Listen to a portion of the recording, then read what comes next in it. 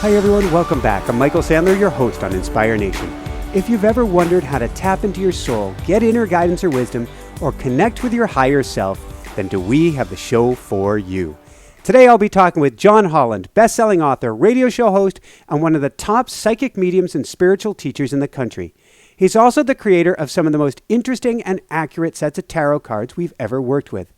Today we'll be talking about psychic tarot, plus tapping into your own inner guidance for greater peace, happiness, and love in your life, plus growing your own intuitive gifts. That plus we'll talk about unsolved mysteries, falling out of trees, and what in the world is spiritual boot camp.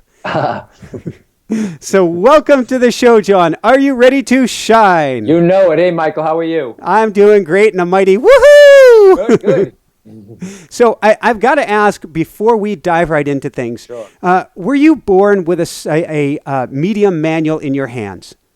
No, not at all. I think we're all born intuitive, Michael, and I say that God wouldn't put us here without a little help, and I think our intuitive abilities help keep us connected, to the divine, and we're born this way. So, no, I had to learn, and back in the 60s, there's a lot of psychic and medium stuff now. There's books, there's TV shows, there's movies. But back in the 60s, what did I have? Bewitched, I Dream a Genie, Dark Shadows, the series. So anything that had to do with ghostly or even very religious movies, I fell in love with. But no, I was born this way. It's on my mom's side of the family. So no, there was no manual. But I had to learn as I went and as I grew older. But it's been quite a process. So no, to answer your question, no manual. I was just always the different one in the family, the very sensitive one. Can you tell us what your first event was, or what you first started to see or sense? When I was a kid, you hear this from a lot of mediums and psychics too. I remember as a kid, I love art. I love drawing. I was very creative. I was always drawn to metaphysics, religion. I used to see spirit people in my bedroom as a kid, and I thought I was dreaming. I knew things I couldn't possibly have known, who was going to come over the house suddenly, who was going to be sick. So it was always there. And some people say to me, Michael, weren't you afraid? I can't be afraid of something that I was born with. It's like someone being afraid of their artistic ability or their music ability. So I've always been that way. Do you remember Janitor's Cave, an experience that you had? Oh, yes. You did your research, didn't you, my friend? Yes, you did. You read Born Knowing.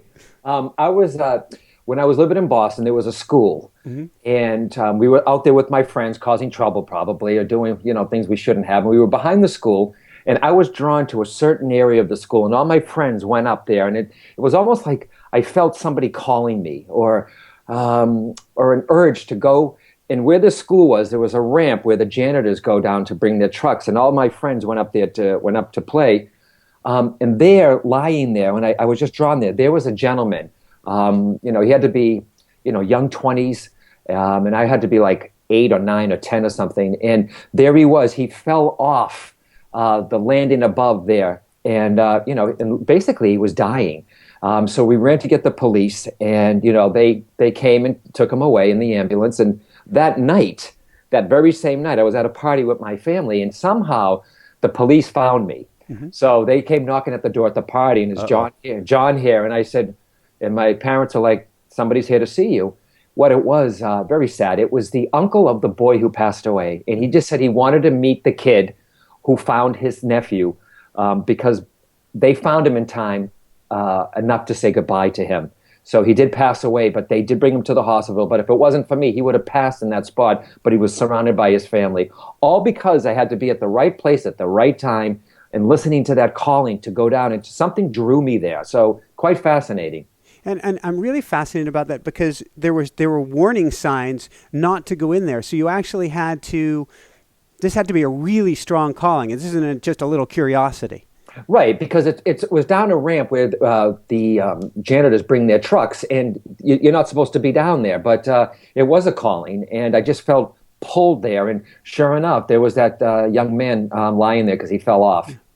Can you tell us briefly about Aunt Rose, or Grandma Rose, and Aunt Shirley? Oh, Grandma. Well, that's on the Italian side of my family. That's my Grandma Rose. Loved her. She was always, growing up, my mother used to say to me, Grandma knows stuff.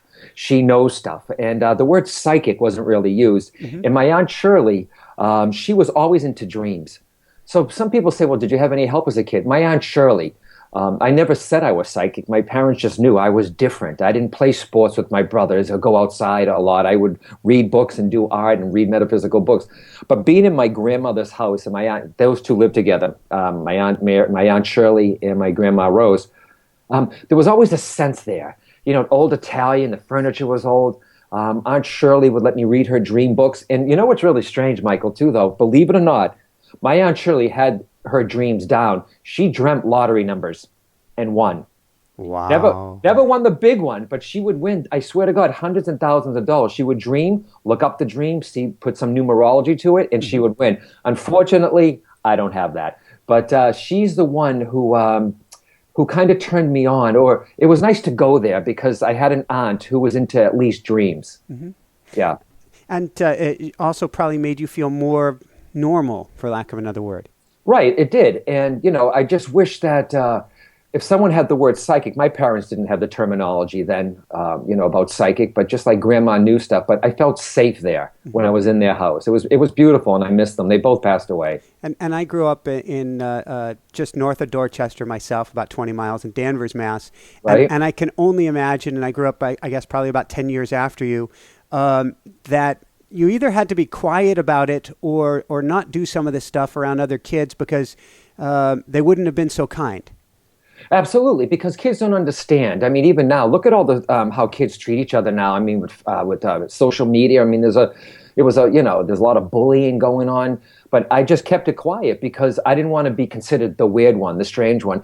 And when your own family starts calling you weird, Michael, what are you supposed to do? So I just kept it quiet. And as I got older, I was still fascinated by psychic ability and the spirit world. And my friends used to say to me, do that thing that you do. So only my certain friends knew that I was intuitive and I could just tell them things about their life. But it's not something that I ran out and told everybody about. Can you tell us what happened? You had, there was a fire in your neighborhood. Right. The fire in the neighborhood was, it was in the back of, we lived in a triplex. And in the back of our house was a huge apartment complex. I don't know how many apartments were in there, but there was a fire in there. And I think what you're talking about, the story of how we got out of the house. How you got out of the house and how the house didn't, everything else, it sounds like, burned around you. Absolutely. So the neighbor came upstairs, get out of the house, and we all went outside. So where I lived in a 3-decker. We were in the middle floor, and the people above us and below us. And behind us was apartments. There had to be, I don't know, it was huge, 70 apartments maybe, 80, 90, something like that. There was a fire in the back, and the whole thing, as we went outside, because the neighbors told us to get out of the house, and we watched, there was my house, an alleyway, and then a pizza shop, and then a house here. So our house is here. All the back of the apartments, the whole thing burnt totally down. And the fire even flew over a vacant lot. There was a vacant lot where 2 houses used to be, not the best neighborhood growing up. So the neighborhood was going bad. So houses were derelict and taken down. Then there was a pizza shop. So the flame went from that apartment building all the way over to the restaurant, 2 lots over, started burning their roof. And the house beside us was far enough away, but ours stood there. And it was so weird. It was just like, so you're seeing our house like a shell and everything else burnt around it. So did we have an angel there? Did something protect us? I'm not sure. And I just feel bad for all the people that lost their home. No lives were lost, but it was quite a tragic fire. Wow.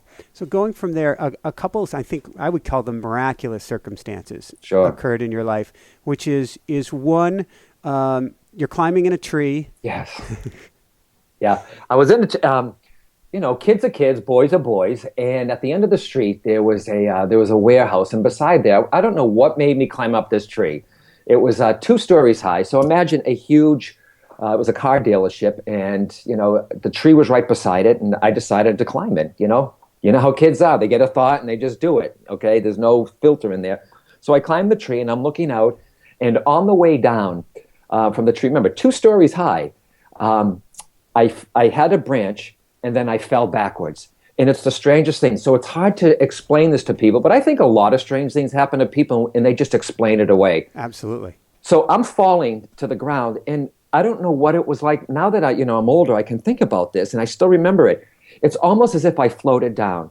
Now, did I feel myself go in slow motion? I don't know. It was a blank. I just felt it took me a while to get to the ground. I landed on my butt, on my back, and in my hand was still the branch. So I'm looking up at the tree. Now, I know kids can bounce, okay, but, not 2 stories, okay, but there was not a scratch on me. It's almost like I floated down. I had the branch in my hand, and I just got up and giggled and laughed and just ran away. So it's an amazing story. And, in that same neighborhood, you might ask the same thing. In that same neighborhood, there was a hallway, and I used to go to my neighbor's Dolores, my mom's best friend. There's an open doorway, and there's her hallway, and there's the staircase, because they're all triplexes, triple-decker homes, apartment buildings. So there's a doorway, and I ran right into, I can see the doorway, and I came running up the stairs. There's the open door. I can see the staircase, but at the entrance of the door, I ran into it and fell back. It's almost like I hit an invisible wall. So that freaked me out too. So it's really strange. And then I got up off my butt again, and I put my hand through the door to make sure I wasn't hitting something. Yeah. So what was that? Was I running too fast? Was I going to hurt myself? Was there a spirit coming out of the door? Really things that I'll never forget. The tree incident, the, walking into that, running into that apartment building, hitting an invisible wall. And I bet you I'm not the only person with these kind of stories. I think we've all had similar ones. It's that we filter or label them differently. Right. We filter away the unexplained. We take that detail out. That's the mind-blowing detail, and leave the rest. This next one, and then I want to go more into your gifts. But this next one here gave me chills when I read this before the interview. And to me, if I get chills or tears, it means there's something to right this. About it. Yes. You're in California. You've met your teacher. You're working there, and one day, I guess, and I may not have the timeline quite right, but you're driving home in the rain, and yes. California rains can be really slick. Right. So if it hasn't rained in a while. Well, yeah, because in California, when it rains, people are like, it's almost like acid, oh my God, it's raining, So they're not ready for when the rain. But I was on the 10 freeway, and I hit a guardrail, and the car spun around. But before that, Michael, too, and I always teach, too, your soul is constantly trying to get your attention. It's trying to steer you in the right way, but oftentimes we don't listen. Dreams are a way that your soul tries to talk to you, or your intuition. Synchronistic events, things keep happening. We keep explaining it away, saying how weird. There's synchronistic events, there's dreams, there's intuition. Your gut says to do this, but you don't. And then, you kick yourself in the butt. And then I call wake-up calls. So that accident for me was my wake-up call. I was living in LA, young man, living a high life there, a lot of friends, a lot of partying. And it wasn't, I was in a very bad relationship. Not a bad relationship, it was over. Okay, it was over. I had all these signs and symbols that, John, you need to take care of yourself. You need to move on. Mm-hmm. Got into the accident, that automobile accident. The car hit the rail in the rain, spun around and crashed. And the car basically crunched, Michael. So I got out of that car without a scratch. I didn't have a near-death experience. I could have died. I didn't die. I didn't go into the light. My grandfather wasn't there saying, go back. But when I looked at that car and it was crunched, I just said, thank you. It was my wake-up call to get my act together. And when I started doing that, all my psychic ability that I had as a kid, this was like 31, all the psychic ability that I had as a kid that was always there, that I pushed aside, came back, and it was so strong. I felt like these waves. I think a lot of people might know this and some don't. I think it was a Kundalini awakening. I think I had all my energy centers pop open really fast. So what was psychic before is now turned up 100 degrees. I mean, it was a 180-degree turn. So if you walk away, if you saw that car, mm-hmm. and instead of saying, wow, I guess I was lucky, I guess I was, I think it was my wake-up call. And because of that accident, I didn't moan or complain. I mean, you lived in California. You know what it's like. You lived in California, Michael, right? Briefly, yes. Yes. You need a car there. I had to ride a bike. So I didn't complain. It changed my life. If it wasn't for that automobile accident, I wouldn't be sitting here with you right now. I wouldn't have been a medium with 4 books and the decks and touring the world with other great speakers because of that accident. So I thank God that it happened to me. Beautiful. And I like that you put it that way because as we were speaking before the show, I've had a couple experiences myself, and I view them as gifts and as wake-up calls. And it seems to me as well as, and I'm glad you heeded the first one, that if we don't get the first wake-up call, the flame is turned up. I think you only get a few in this lifetime. But I want people to realize if your intuition is saying something, or if synchronistic events, say you're a nurse and all of a sudden you're meeting all these nurses that are walking up to you out of the blue, or you're having dreams or your intuition or synchronistic events happening, follow them, because we explain it away. And many times, you know how it is, you'll be thinking of somebody.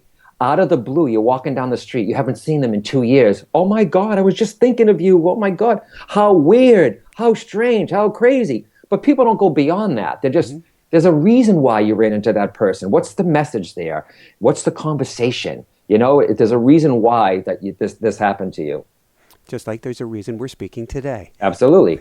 So, and before we dive into that, one last question about your history here. I was completely fascinated and blown away by this.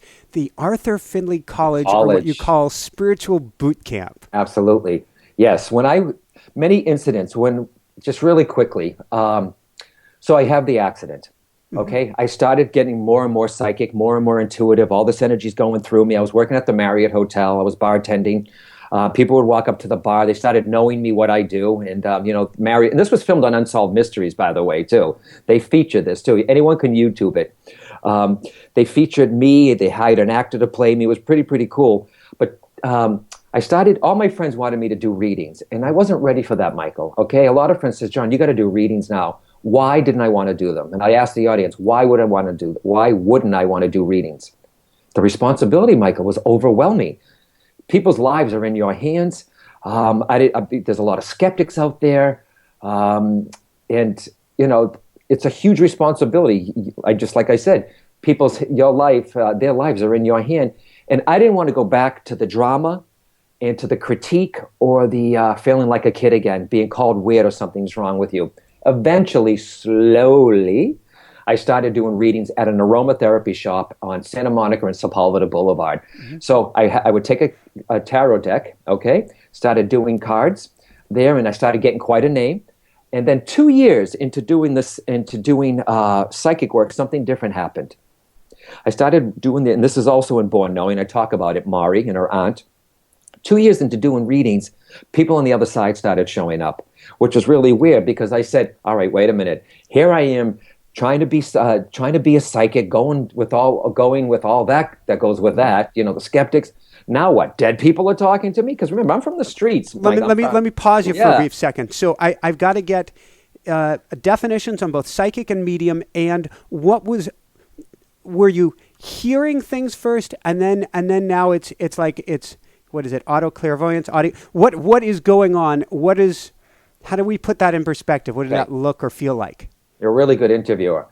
Psychic and mediumship, there's a difference, okay? A psychic is someone who can look at you, Michael, or your wife, or your friends, or anybody. They're getting information from your aura, your past, your present, your potential future. They're getting it from you. Mm-hmm. Mediums are different. They're getting it directly, not from you. I'm getting communication directly from the other side. So look at it this way. Psychics perceive, mediums receive. Psychics perceive, mediums receive. When I'm doing mediumship work, mm-hmm. I know I'm connecting to the other side, okay? Or a trained medium, they know this, not from you. So there is a difference. So it's this way. Every medium is psychic, mm-hmm. but not every psychic is a medium. So we need people that are psychic. So I can do both.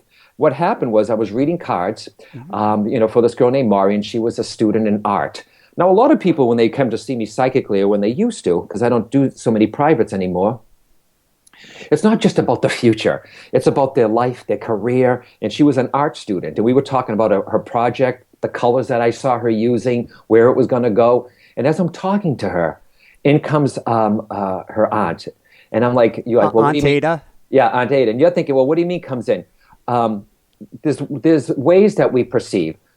Some people see things, feel things, or hear things, okay? At that time, I was all three. I'm sitting with Mari, And right beside her, an old woman appeared. Now, don't think like it's like the movies, okay? So I'm sitting with Maury, and don't think about it like it's, like I said, like it's you see on television.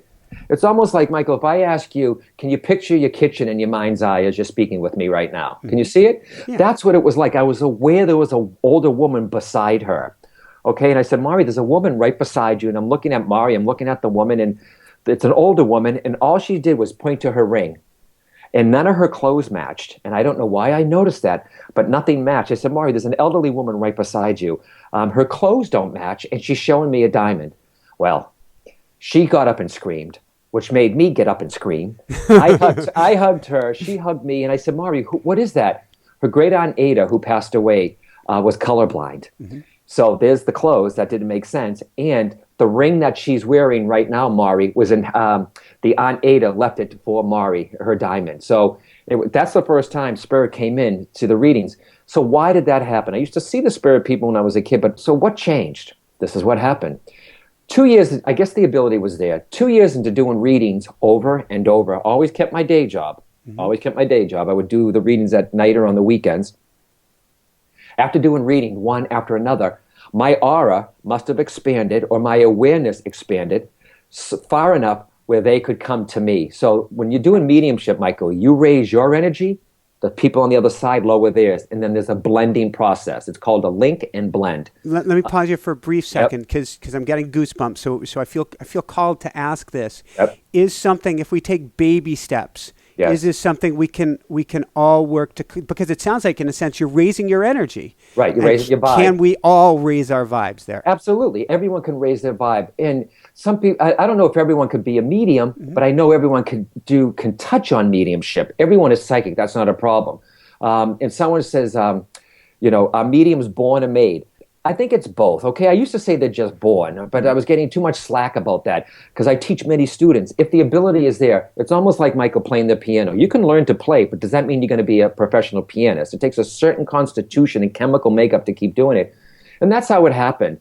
So when the Spirit people started showing up on the other side, this is going to the boot camp. I am getting there. I guess I should ask beforehand then, you were introduced to your guides and you did something called a development circle, which just sounds like the coolest thing in the world. I'd never heard of such a thing. Yeah, in England I did that. When people on the other side started showing up, Michael, I didn't want to just do it. I wanted to know, why is it happening? How is it happening? How do I shut this off?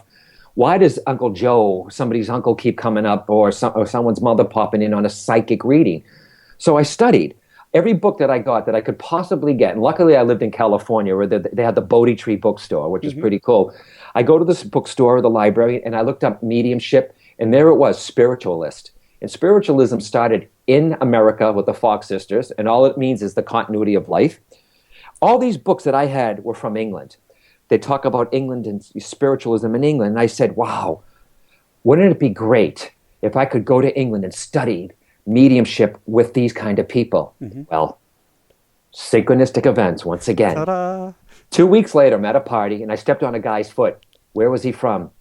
Well, when he said, hello, and I'm like, are you Irish? And he's like, no, I'm from England. I said, oh my God. So I started having a talk with him, and he knew about the churches.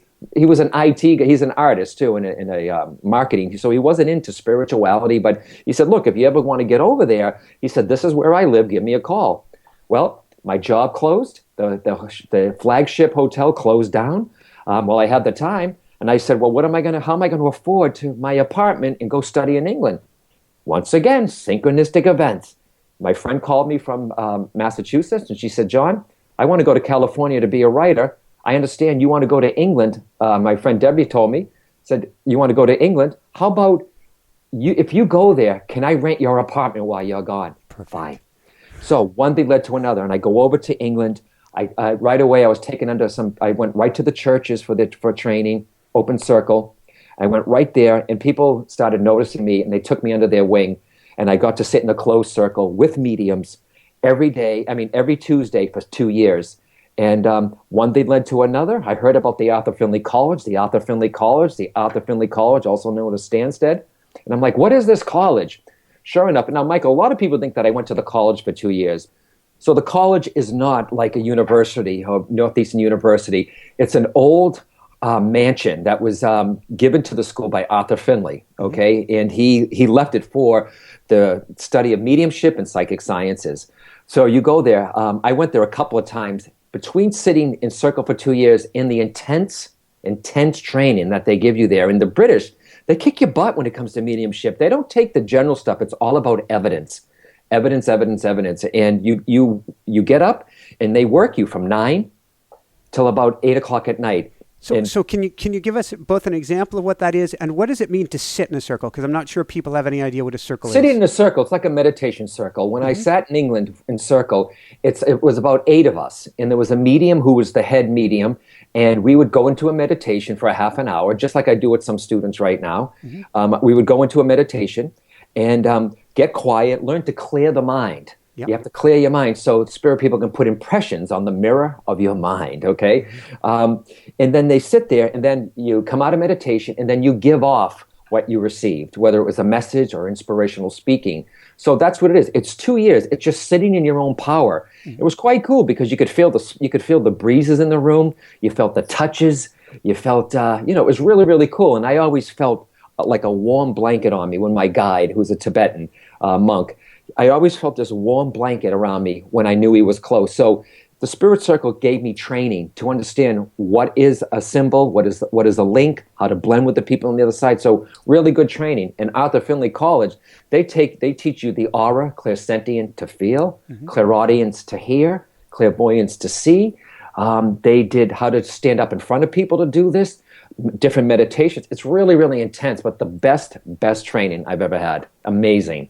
Beautiful. So let's go from there. Let's fast forward and jump into a little bit of.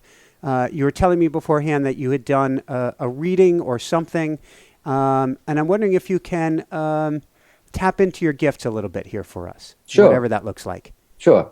Well, before I know we're going to talk about the cards, and one of my favorite decks, and Psychic Tarot came. Remember, I told you I was reading cards at Santa Monica Boulevard in Sepulveda. Absolutely.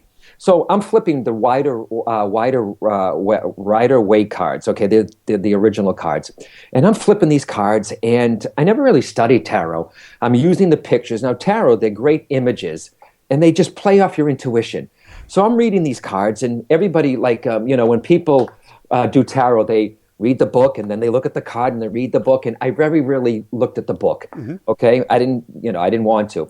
But as I pulled the cards were speaking to me in a way that wasn't in the book. And I explained this in one of my books, Psychic Navigator, I think. I'm looking at the cards, and it wasn't just what the book said. I was noticing different colors that had to do with the people, different scenes, and I'm looking at some right now. There was a priestess there in one of the cards, and she had a red scarf around her neck. So the woman who's sitting in front of me, all I said to her was, "So how long have you had the throat issue?" She goes, "Oh my God, how did you know that?" I said, "It's right here in the cards." Now, there's not a card that says throat card or sore throat, but because of that red scarf in the priestess's, in the area of her neck, I just knew my intuition was talking to me. So when I came to do the tarot deck in Hay House, which is my publisher, like the biggest spiritual publisher in the world, they said to me, I pitched to them, I'd like to do a psychic tarot. I wanted people to look at the cards the way I did. And that's what it does. So the Psychic Tarot trains people clairvoyance, clairaudience, clairsentience, how to look at these cards. And they're not like the traditional cards. I use the major arcana or minor arcana, but I did it my way. And I put borders around them as opposed to pentacles, rods, in the swords or whatever. So I use color, I use the symbols, and I use numerology in them. And that's what happened. And I never would have thought how big of a hit that this was. And you know how we have Walmarts here in the States? Okay. Down in Australia, this deck is in the store that's like a Walmart down there throughout Australia, I found out. So between that and the Psychic Tarot app, I'm blown away. I am absolutely blown away that a tarot deck is much bigger than anything I've ever done. So before we go into what you'll do here, then, how is it something that's channeled? How did this, because the decks that you have, and I was playing with, I don't know if playing is the right word, I was using your spirit messages deck before the show, and I just kept on coming up with this card. I said, angels, spirits, guides, please help me to know what I'm supposed to do during the show today. And I kept on coming up with inspire passion. Right. And not only Inspire Nation show, Inspire Passion, Right. and it's our colors. And on top of that, when I picture myself running, and I used to have this, I picture long flowing dark hair of a Native American running through the plains. And I had hair like this until Jessica cut it. But there's this card with this, it looks like a Native American gentleman with the long flowing brown hair. I'm just blown away by I don't know if it's the maker or it's the guides. It's got to be a dance between both. How did you make these? The Spirit Messages deck, you mean? Or both? Both decks. Well, I had one on Psychic Tarot and Psychic Tarot for the Heart, because everyone, no matter who, there's always people that have relationship questions. So Psychic Tarot for the Heart is dedicated. That was my second deck. I found an artist named John Matson. Synchronistic events led me to him, and he was amazing. But you're talking to an artist that never did a tarot deck, but he did a lot of game boards. So I would get the image, he would give it to me, and then it was back and forth. So the two of us did the art together. He's the major artist on that. And the second deck was Matt Manley. I wanted to go with something different. Spirit Messages came out. I wanted people to connect to their guides. They may not be able to get to a psychic or a medium or a loved one. I always say, just pick a card from Spirit Messages, and Spirit's trying to talk to you. So you got Inspire Passion. That's a card of, are you doing everything that you're passionate about, Michael? Is it, have you put something, because when you're inspired, you feel energy, you feel joy, you feel just filled with light. So that's a card to remind the spirit world saying, be inspired, get back inspired, and remember a time when you were inspired, and close your eyes and feel that energy there. But I think you probably, your inspiration too. I think your radio show or Inspire Nation is your passion. But don't forget about your other passions too, though, Michael. Also, don't forget about your wife. Also. Thank you. Okay. Yeah. Thank you. Yeah. So let's go from there. And what would you like to share with us today from reading, mediumship, psychic, something you've done beforehand that you prepared? Well, I usually don't pull cards really. I mean, I do it on my radio show too, though. But I mean, every time I do an interview like this or on the radio or audio or something or a podcast, it's rare. But I was inspired. Mm-hmm.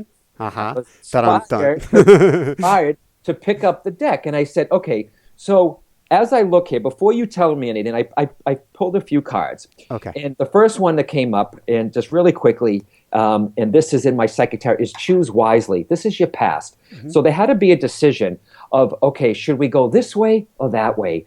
So there was a decision that needed to be made, and I'm trying to be specific. Quite an important decision. It's the 7, and it's the 7 of Hearts.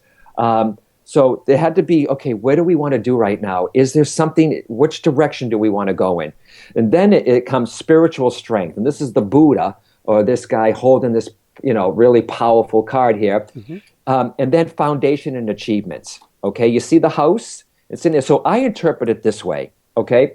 That's just the first art. There had to be a decision, because it's past, present, future. Mm-hmm. Past. Okay, you had to make a big decision. It shows water and shows hands going in different directions. You've already done that. You've used the spiritual strength. So there was a major decision probably about, 3, 4, 5 years ago, 2, 3, 4, 5 years ago. You had to make a major decision. You had the spiritual strength to do this, and you had to set up a new foundation. Wasn't easy. Was not easy, this decision, because I got conflict and defeat and also disruption. Mm-hmm. And disruption is the Tower card, meaning something must have happened around you and your wife where your tower fell, your foundation fell. So there had to be something where your world was rocked. Your world was rocked, and you had to rebuild from scratch. A lot of people get nervous around the Tower card because it shows a lightning bolt and the tower going down.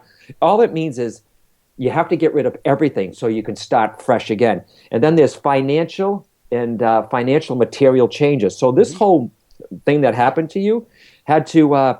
there was financial and material issues with it. But if you're still going through this, I think you're past it.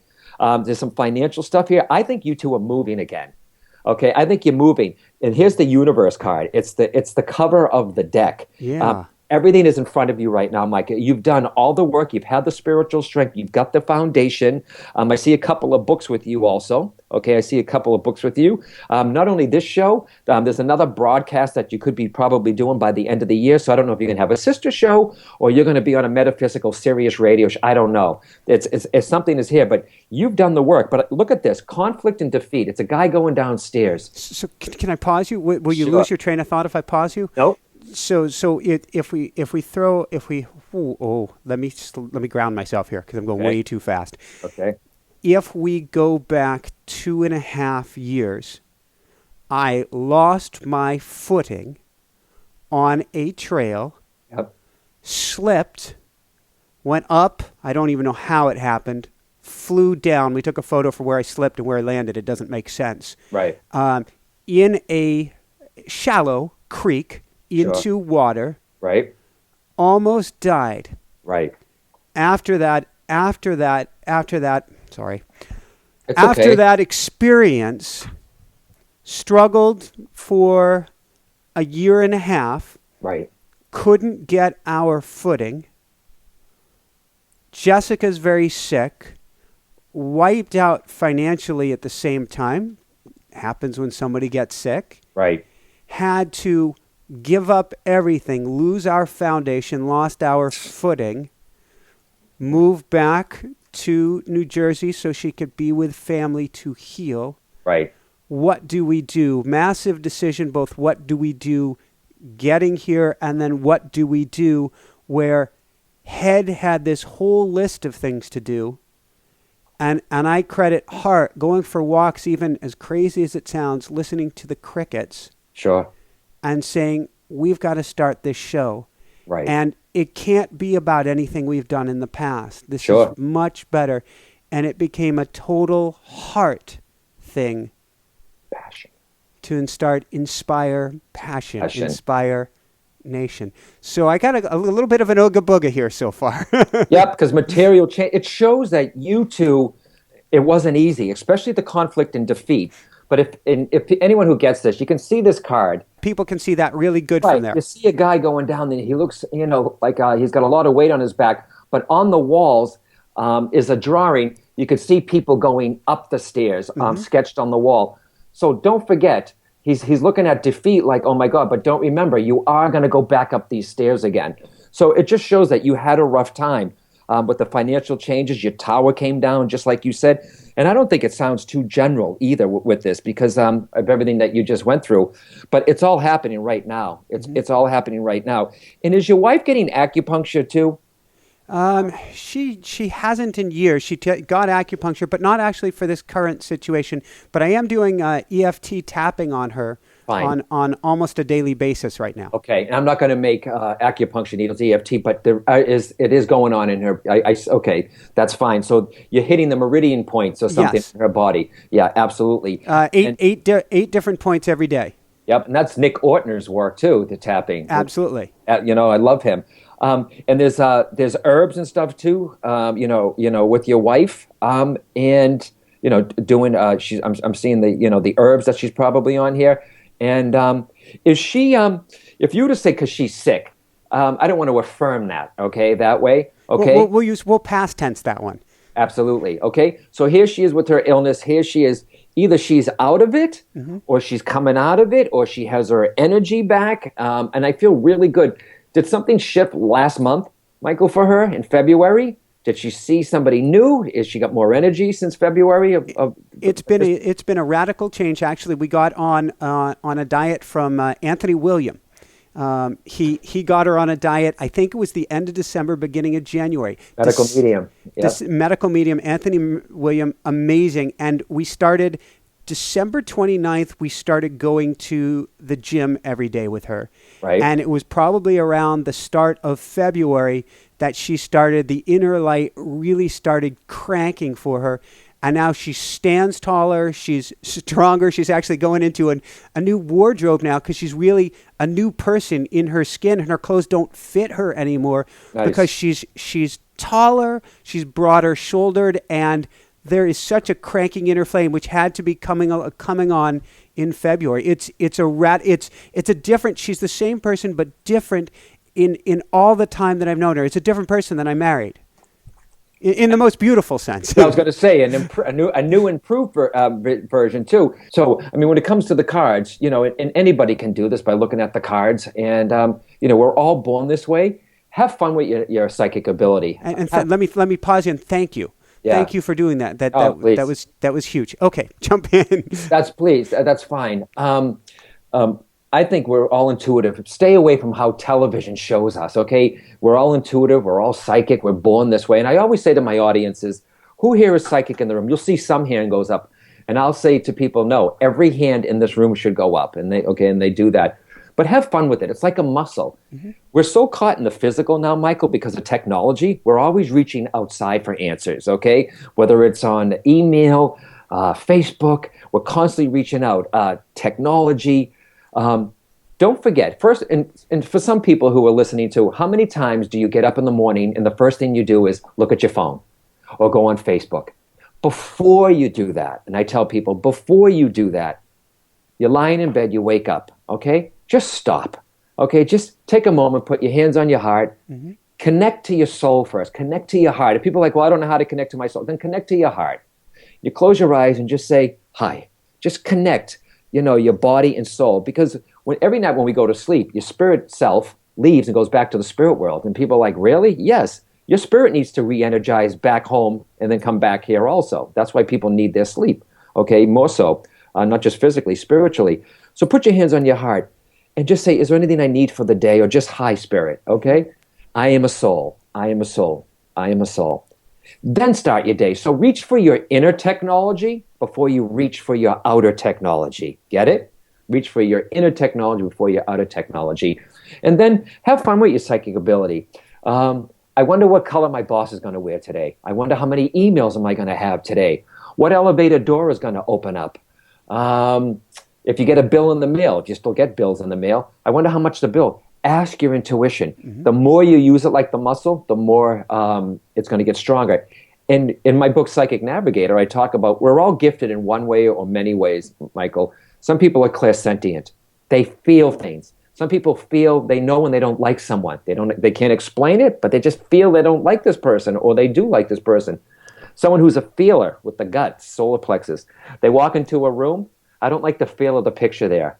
I don't like the feel of the desk there. I don't like the feel of the table there. Feeling. How do we, I'm thinking, I'm spacing the word now that I want to share with you. It's a healing process I've been using with Jessica, where I have to muscle test to determine, ask questions, muscle test, and let's see, it's by Brad Nelson. Oh my God, she's off to the side in the room here holding the book while I'm talking about it. Of course she is. Yeah. Of course, that's why it's coming to my mind. Right. Called the Emotion Code by Bradley Nelson. It's a brilliant book, and you go through it and you muscle test, and you get an idea of what the emotional blocks are, what the heart walls are that this person needs healing with. And when I do it, I seem to hit the nail on the head, right. And then I get nervous.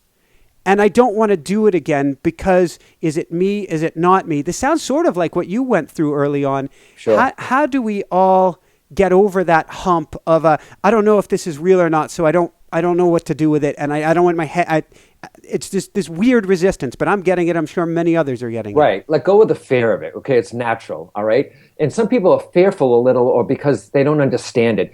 But if you're getting in something intuitive, Michael, always ask yourself, and for the listening audience here, ask yourself, is this coming to me or from me? Mm-hmm. Is this coming to me or from me? Well, what do I mean? Well, you know if it's intuitive or in what's coming from you, meaning I have a small dog. If I'm thinking of my dog, is it really intuitive or is it just my stuff? It's coming from me. Yeah. It's something to me. And you have to ask, too.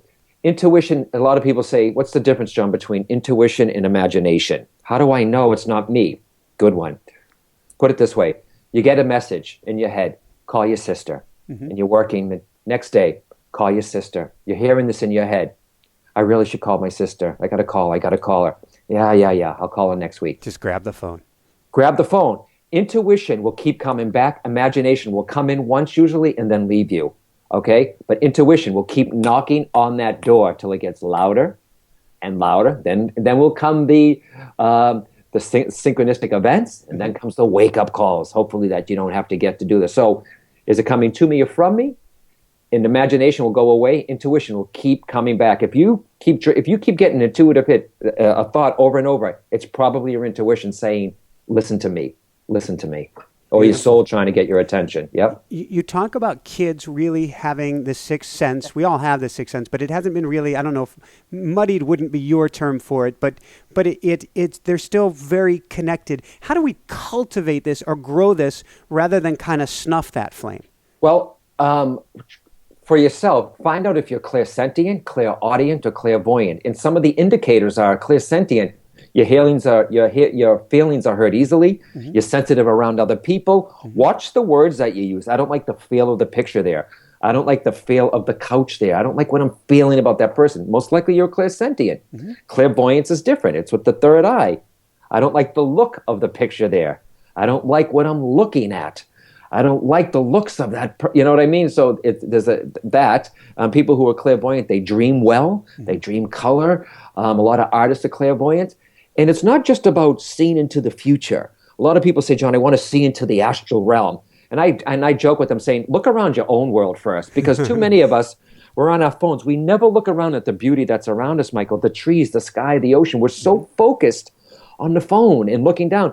Am I right? Most people don't even look at each other anymore. We can't touch anybody anymore because it's against the law to hug somebody, for Christ's sake. It's in another way too, clairaudient, to hear. Have you ever heard your name being called when nobody is there? Now I know some of the audience are like, oh my God.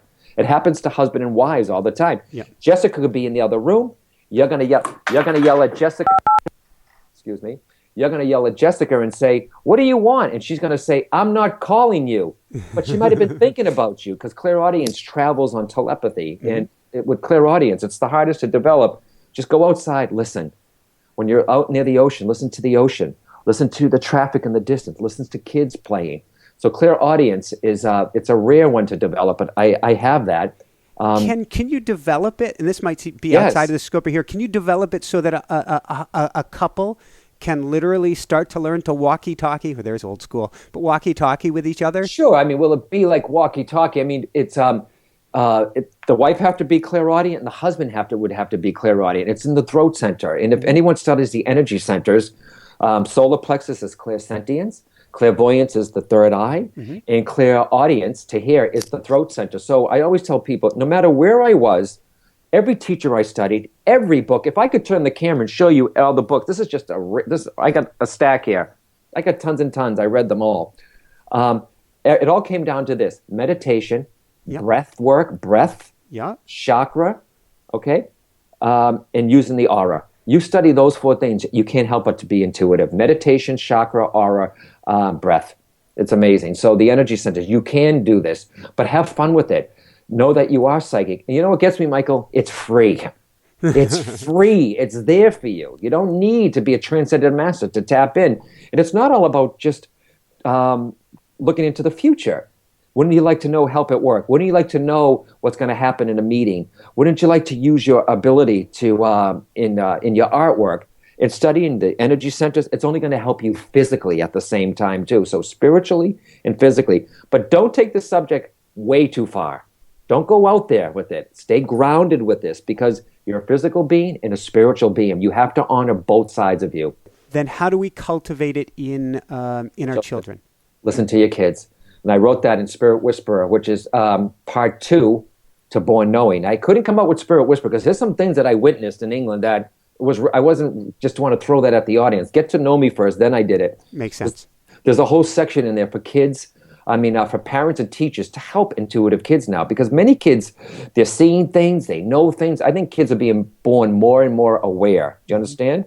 I really think this. And so when a kid's saying, Mom, there's somebody in my room, and don't say to the kid, yeah, right, it's your imagination. Ask the kid, is it a man or a woman? What do they look like? What are they saying? Ask the kid questions, because you know how kids can talk. Like they're 2-3 years old. They'll tell you, it's an old woman in a green dress. Oh my God, that could be that could be somebody's grandmother. It could be the parent's grandmother, and it could be now it's the great grandmother to the kid. So get out a picture book, and don't point to just let the kid go through the book, and you'd be surprised. The kid might say, "Oh my God, that's the lady." The best thing to do for you is to listen to your children, and let them know that it's normal, just like art, just like music, that they just have an ability. But I don't want someone to become a stage mother and say, go ahead, do it, when somebody comes over for a cup of coffee. So just listen to your kids. But there's a whole chapter in the Spirit Whisperer to help parents and teachers to help these kids. And kids, they're being born more and more sensitive, so you might as well be able to know what's going on. Best thing also, educate yourself, parents, okay? And the teachers who are listening to me right now, okay? Educate yourself on the subject of psychic ability, energy centers, meditation, so you're educated to teach your child. That makes sense. That makes sense. We've got just a couple wrap-up questions, and then we'll do a meditation at the end. Before that, are there certain types of meditation that are more important than others for this? I think it's all good. I mean, for mediumship, you have to clear your mind. But nobody ever really clears their mind, Michael. It's impossible. But you can, any meditation, a lot of people think meditation is sitting in a cave with an incense, chanting, Om Mani Padme Hum, Om. No. Anytime you meditate, it's doing something in repetition. So if you're antsy and you can't sit, then do a labyrinth, a meditation in motion. Walk the beach to the count of 10, count over. Look at a mandala on the wall and stare at it, and that can take you into a meditation. Look at a candle flame. That can take you into meditation, because you could be on an elliptical. Speaking about going to the gym, you can be on an elliptical machine. People zone out. Why? Because they're doing the same thing over and over. Anything that you repeat, because you have to clear your mind for intuitive thoughts. You have to clear your mind put the spirit people can impress you with their thoughts.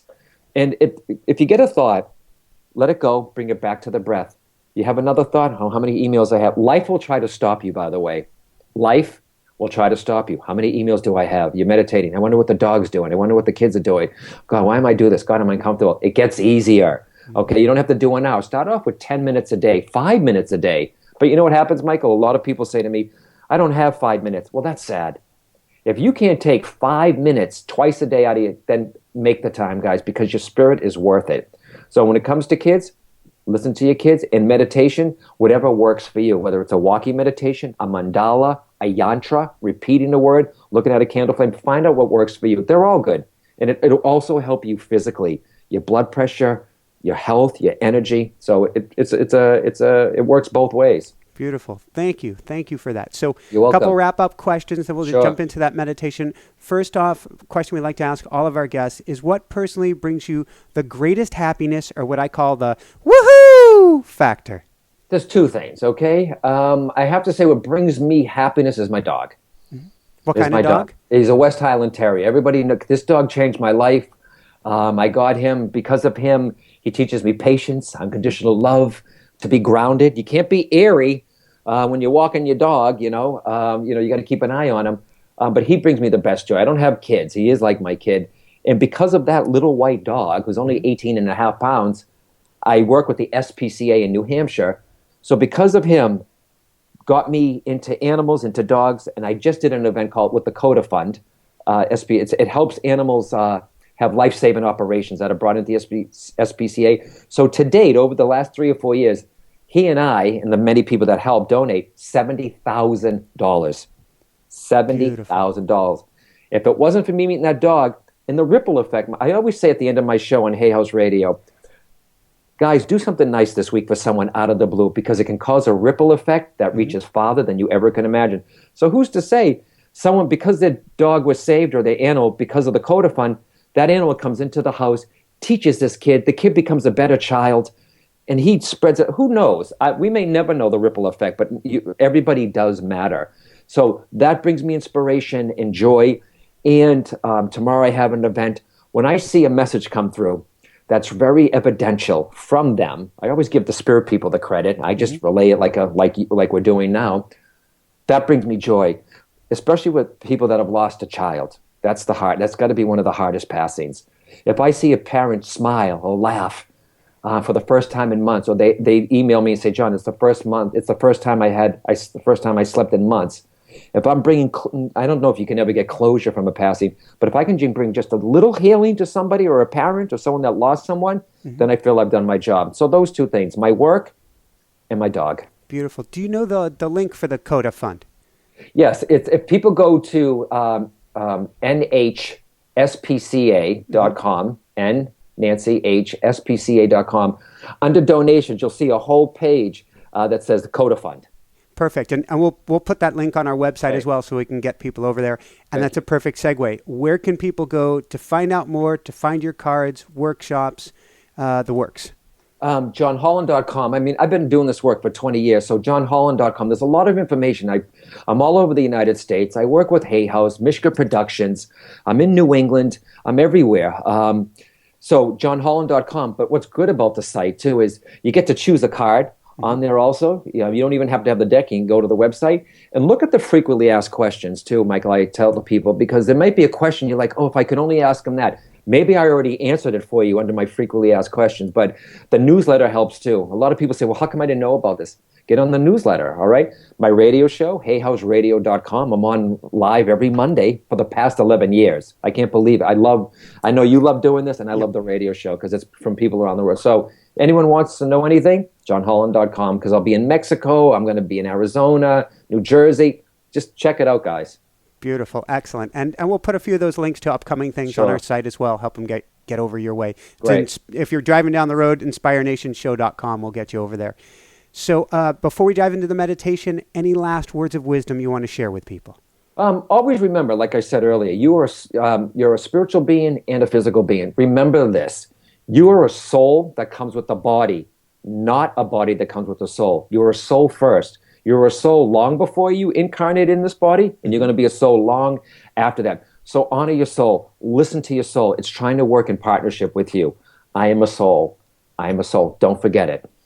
Woohoo! Okay, there you go. All right. Any meditation you'd be called to share with us? We'll do a short one.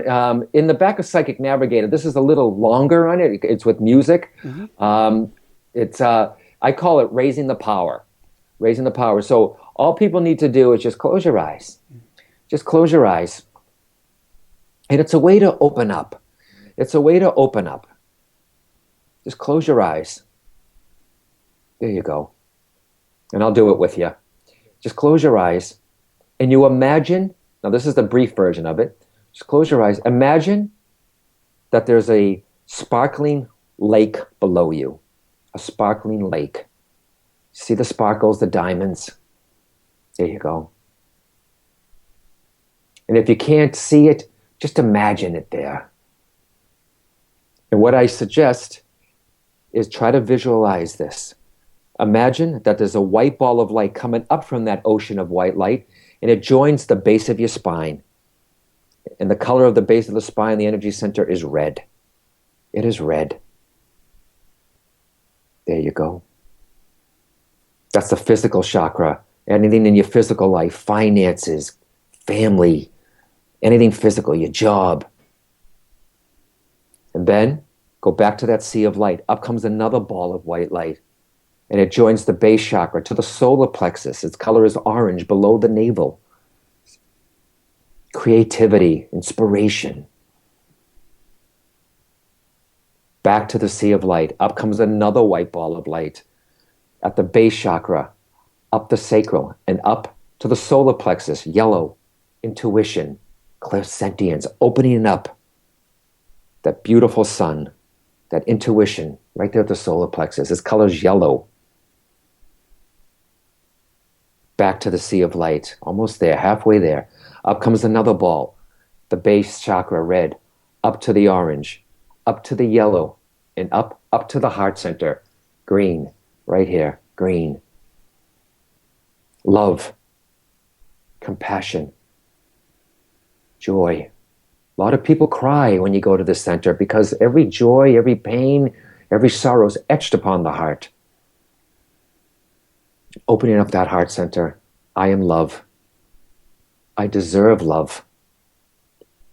I'm worthy of love. Back to the sea of light. Once again, another ball comes up, joining the base chakra, the orange, and up in the power, solar plexus, and up to the heart center, and up to the throat center. Its color is sky blue. Clairaudience, speaking your truth. Communication, right here. Like a giant sky opening. Its color is sky blue, like a turquoise, back to the sea of light. Up comes another ball of shiny diamond-like light up the base chakra, up to the sacral, solar plexus, heart. Nice easy breath, everyone. Up to the throat center and up to the third eye, clairvoyance. Its color is indigo, like a purple and blue mix. See it like a giant flower opening. Beautiful. Seeing what's really in front of you. Clairvoyance. One last one. One last time. Go down to the sea of light below you. Up comes another shiny ball of white light. Up to the base center. Sacral. Solar plexus. Heart center. Up. Nice and easy. Up to the third eye. And up to the top of your head. Like a giant funnel. Violet. The crown chakra.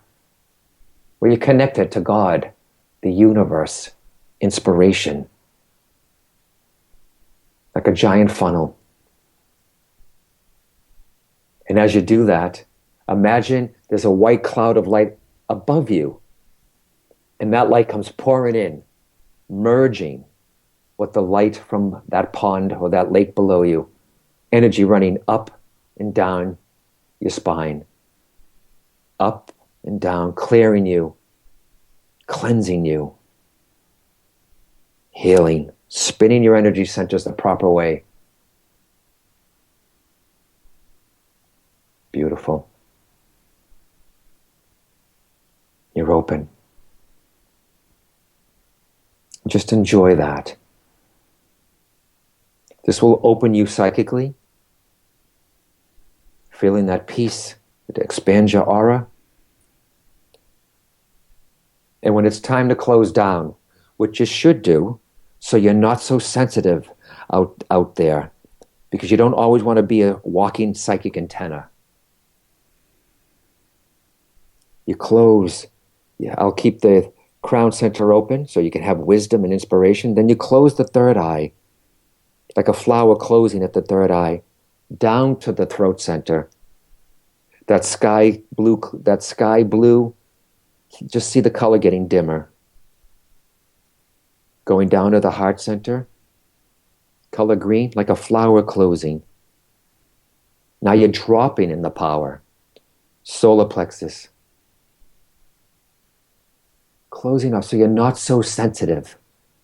Sacral. Below the navel, just closing that center. And we're going to keep the base chakra open so you can get continued energy throughout the day and vitality. And that's it, really. Just enjoy that. Raising the power, and then you want to close down, because some people get the price of sensitivity is sensitivity. So you can open up anytime you wish and close down. Now that was a very brief version of it. It's much longer in Psychic Navigator, or take it to play with music yourself, Michael. And thank you, because I do this for all my students, and this is what I take them through when they're developing psychically or mediumistically. Beautiful. Thank you so much. Thank You're you welcome. for sharing. This is fantastic. And now You're welcome. You've got the sunlight on you. You are truly glowing. There you go. Bright. There you go. Right. So for everyone out there, this is Michael Sandler saying, be well, have fun, check out Psychic Tarot, and flex those psychic muscles, and shine bright. Thanks, Michael. Woohoo! Thank you so much. This was a lot of fun, John. Hi, everyone. Thanks so much for watching. If you enjoyed it, be sure to like below. Also, leave your comments. Have some real fun with it. Subscribe to our channel, where you're going to get more great videos, more interviews coming up. And check out our website, inspirenationshow.com. That's where you'll find tips, blogs, information, videos you won't find anywhere else, and useful and helpful resources to really help you kickstart your life and to shine bright. Thanks so much again. Thank you for your support. Like, comment, subscribe. See the website. Thanks so much, and have fun. Of course, shine bright. Woohoo!